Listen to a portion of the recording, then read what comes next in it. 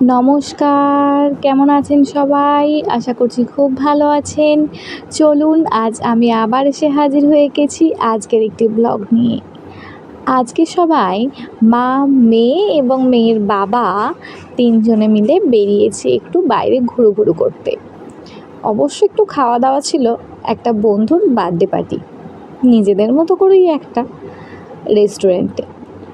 গেছিলাম আজ শ্রীরামপুর। বিয়ের প্রায় ৩ বছর পর আমি শ্রীরামপুর গেলাম। এর আগে প্রায় প্রত্যেক মাসেই একবার দুবার করে শ্রীরামপুর চলে যাওয়া হতো। তাই বিয়ের ৩ বছর পর শ্রীরামপুর গিয়ে খুব ভালো লাগলো। কোনো পরিবর্তন হয়নি। এত সুন্দর জামা কাপড়, সেই আবার আগের মতো যেন দোকানগুলো ঠিক টানছিল। যদিও আমাদের একটু খাওয়া দাওয়ার জন্য বেশি টান ছিল, তাই তাড়াতাড়ি চলে গেছি রেস্টুরেন্টে। দোকানগুলো খুব ভালো করে একটা ঘোরা হয়নি। তবে সামনেই পুজো আসছে, তখন আসা যাবে। দেখতেই পাচ্ছেন চলে এসেছি সবাই মিলে রেস্টুরেন্টে। যে রেস্টুরেন্টে এসেছি সেটা হচ্ছে রূপসী বাংলা।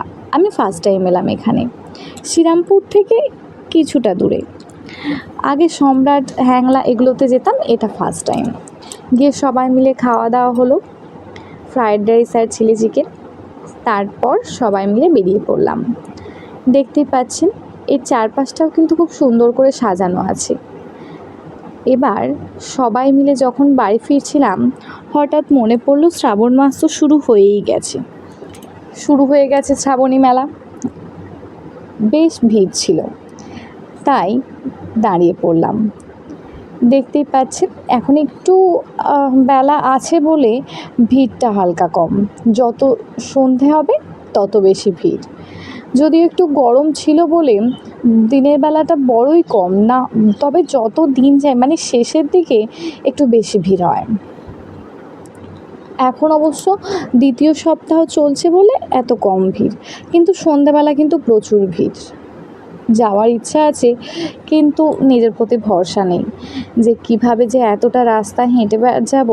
কিন্তু দেখুন এই যে যখন দেখি আমার থেকে ছোটরা যাচ্ছে, তখন কিন্তু আবার খুব ইচ্ছা হয়, কিন্তু আবার ভাবি যে যদি যেতে না পারি, এইভাবেই পিছিয়ে আসা।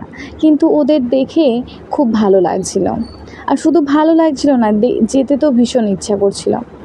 যদিও আমি একা গেলে তো আর হবে না, আমি একা আর পারবও না, কিন্তু কর্তামশাই উনি একদম বলে দিয়েছেন গেলে বাইকে যাব, কিন্তু আমার ইচ্ছা আছে হেঁটে যাওয়ার।